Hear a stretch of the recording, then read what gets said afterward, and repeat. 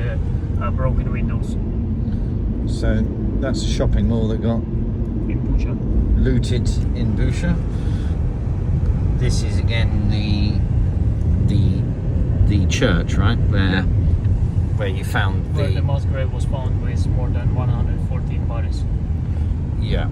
And also another interesting fact about that mass grave is that Russians, of course, they did not allow Ukrainian people to take the bodies out of the streets.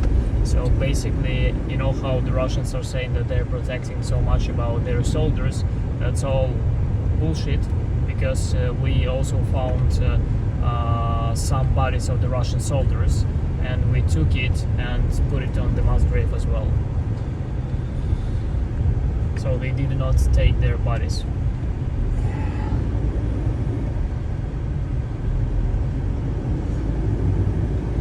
It's a nice place though, Bucha, really, isn't it? It's got a lot of trees in it.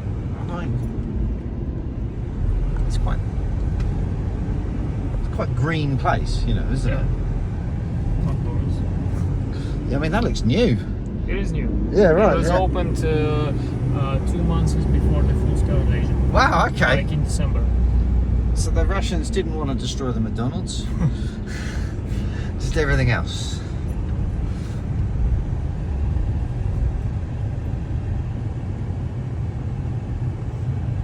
But look, this is very pretty, this sort of tree-lined street, isn't it? Because this is quite this is quite a nice part of the region, right? You know, this was like, if I'm right in saying, this is like sort of like middle class suburbia, like. I wouldn't say like medium class, but it's like more medium and upper class. Right. So yeah, so it was quite a wealthier area of. Yeah.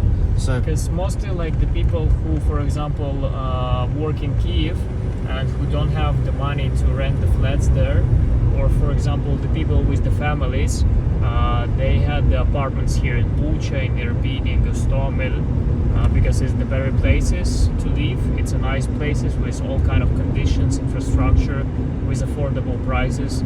So that's why for them it was a great option to choose. Got you.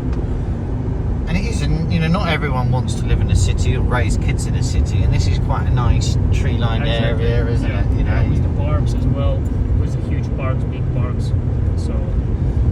So is this area now more safe for kids and families to be? Is it back to how it should be, or is there still areas where you're still working to make it safe? Well, of course, we already like maintained most of the objects, for example, like schools and so on. Yeah. And as I told you before, our priority now was to make the shelters in the schools, kindergartens, hospitals. Yeah. So we are like working on that to make people come back to the schools on the 1st of September when the year starts. Yeah. Because we have many schools, to be honest, where the children are still studying online since 2020 when coronavirus started. So, you know, coronavirus, then the war, and of course right now is the option to come back to the schools. Demining was made successfully, of course, like all of apartments, residential areas are all demined. However, you never know what to expect from the fields or even from this kind of landscape. Maybe, really? You know, yeah, maybe there is the mine like 2 meters underground. Unbelievable. That was shot by the artillery strike, for example. Yeah. And you know, it can explode anytime. It can explode under any kind of weather conditions, vibration and so on. So of course it's possible. So people should still be really careful going in these sort of wooded areas anyway, really. Yeah, I mean, like that is so. I mean, there's two fairly horrendous things there, right? It's one that children in Ukraine and here have not, in some instances, been to school and seen a teacher or their classmates in 3 years, regardless of having to live in this war zone. So after the banksy, we're going for lunch, or? Yeah, I'm up for that. Yeah. But also that these woods that look lovely to play in as a kid could contain munitions that could harm them. Yeah, look like at these buildings, for example. They're very nice to live. Yeah, it's lovely. Yeah. You got I like the one that is next to this one. It will be a bit further, like in half a kilometer. It looks amazing. nice, nice. It's so modern. Yeah, okay. I like the forests as well, though. They're like cool trees, aren't they, man? No, they're not. Right. Yeah, it's very. So that one will be nice. Oh, yeah, look at that. Are they? So these are still being built, then? I'm guessing. Yeah, built and those one are already existing. Yeah.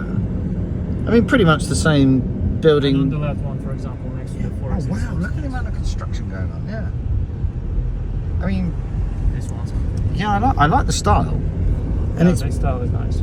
pretty much the same style as England, building in phases. Oh look, they got like penthouses on the top. I mean, have you got any idea how much an apartment like that costs, and roughly like range of apartment? Honestly, I have no idea. No. I never think about it. But would you if you were, would you live here still? If you were to live anywhere, do you feel this is home and that you want to stay around this area? Me personally, no. I prefer Kiev because like I'm single, and if you have a family, yeah, potentially yes. But still, like I'm already kind of tired of getting by car to work and then coming back, and it takes me like approximately from 1 hour, from 15 minutes to 1.5 hours every day for one location. So like going to Kiev and then the same time to go back.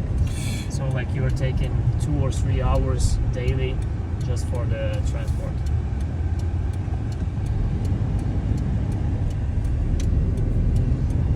If anyone's wondering why there was a red light there and we turned right, they have the little green arrows, right? So Yeah, you can still turn right at junctions. Yeah. That's a very cool thing. It is very useful. I never saw those things in the other countries. To be No, honest, not at I all. don't know why. No, we don't have them in England. And I remember for the first time I saw them and not really quite sure what was going on, and then people beeping at me behind, and then I realised that actually you can go, even though it's red. I do think they might have them in America though, at some Maybe. junctions.